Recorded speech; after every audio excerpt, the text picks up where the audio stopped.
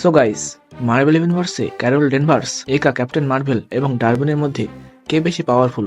এই প্রশ্নের উত্তরে বলা যায় ক্যাপ্টেন মার্ভেলের সুপার পাওয়ারের মধ্যে রয়েছে flight, cosmic awareness, proton blast, energy absorption, binary form, seven sense. এছাড়া captain Marvel white hole create করতে পারে লাইক ব্ল্যাক হোল। অন্যদিকে ডারউইনের সুপার পাওয়ারের মধ্যে রয়েছে super human durability, super human agility, super human strength, super human stamina, super human reflexes, regenerative healing factor, universal weapon control, high level fighting skills. এছাড়া matriokinesis, jump point regeneration, teleportation, spatiokinesis, cosmic energy manipulation and absorption, telekinesis, forced field generation প্রভৃতি। The Marvels মুভিতে ব্যাঙ্গলসের over পাওয়ারের কারণে Darwin disintegration হয়ে যায়, কিন্তু actually Darwin captain মার্ভেলের থেকে অনেক বেশি পাওয়ারফুল। তবে ইউনিভার্সাল ওয়েপন এবং ব্যাঙ্গলস না থাকলে ক্যাপ্টেন মার্ভেলকে ডিফিট করা ডারউইনের পক্ষেও সম্ভব নয়।